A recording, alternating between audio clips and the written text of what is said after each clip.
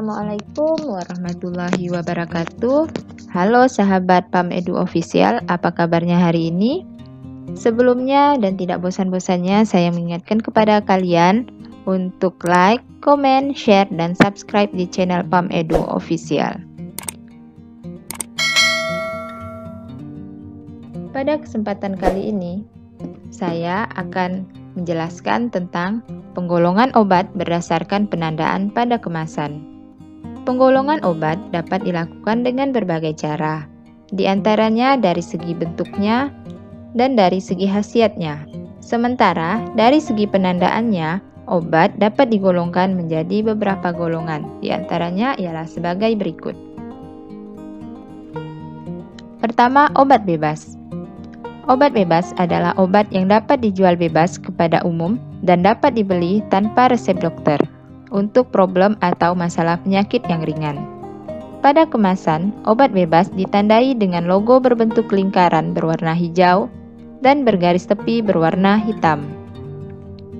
Adapun contoh-contoh obat bebas yaitu Oralit, Parastamol, vitamin atau multivitamin, minyak kayu putih, dan lain-lain. Selanjutnya, obat bebas terbatas.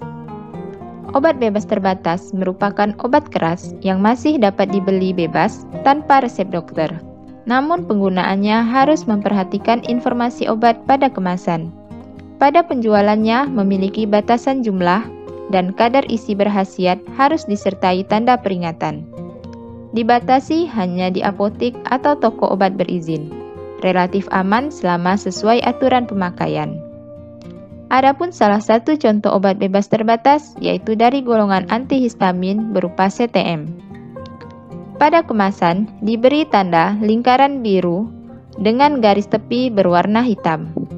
Selain itu, disertai pula dengan tanda peringatan pada kemasannya seperti berikut. Tanda peringatan pada obat bebas terbatas.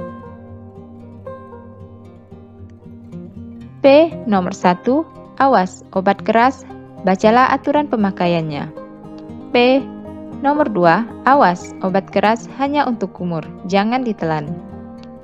P. Nomor 3. Awas, obat keras hanya untuk bagian luar dari badan. P. Nomor 4. Awas, obat keras hanya untuk dibakar. P. Nomor 5. Awas, obat keras tidak boleh ditelan. P. Nomor 6. Awas, obat keras, obat wasir, jangan ditelan. Selanjutnya, obat keras. Obat golongan ini hanya bisa diperoleh dengan resep dokter, karena efek negatif yang mungkin ditimbulkan jika dikonsumsi tanpa pengawasan tenaga kesehatan dan bersifat berat. Izin penjualannya ke pasien hanya diberikan kepada apotik atau rumah sakit. Pada kemasan diberi tanda lingkaran merah dengan garis tepi berwarna hitam dan huruf K di tengah yang menyentuh garis tepi. Adapun contoh-contoh obat keras yaitu antibiotik, antidiabetes, antihipertensi, dan lain-lain yang memiliki logo seperti berikut. Selanjutnya, psikotropika. Golongan obat psikotropika ditandai dengan logo yang sama dengan golongan obat keras. Perbedaannya adalah obat psikotropika dapat menimbulkan efek adiksi atau ketergantungan dan dapat mempengaruhi perilaku penggunaannya. Dengan kata lain, efek samping yang ditimbulkannya lebih berat dan lebih berbahaya dibandingkan obat keras, maka perlu di bawah pengawasan tenaga medis. Adapun contoh-contoh obat golongan psikotropik yaitu diantaranya diazepam, fenobarbital, dan klorpromazin. Selanjutnya, golongan narkotika. Obat golongan ini diawasi secara ketat untuk membatasi penyalahgunaannya. Zat atau obat yang berasal dari tanaman atau bukan tanaman, sintesis atau semi-sintesis yang dapat menyebabkan penurunan atau perubahan kesadaran, halusinasi, hilangnya rasa, mengurangi sampai menghilangkan rasa nyeri, dan dapat menimbulkan ketergantungan. Golongan obat ini dapat menimbulkan efek ketergantungan, karena itu diperlukan pengawasan yang ketat. Hanya bisa diperoleh di apotik atau rumah sakit berdasarkan resep dokter.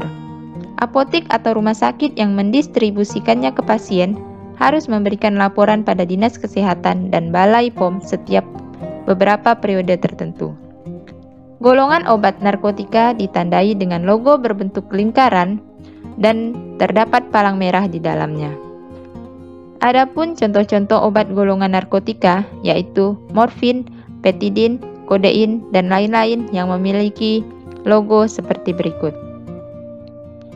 Sekian dan terima kasih, semoga bermanfaat dan jangan lupa untuk like, comment, share, dan subscribe di channel PAM Edu Official. Dan wassalamualaikum warahmatullahi wabarakatuh.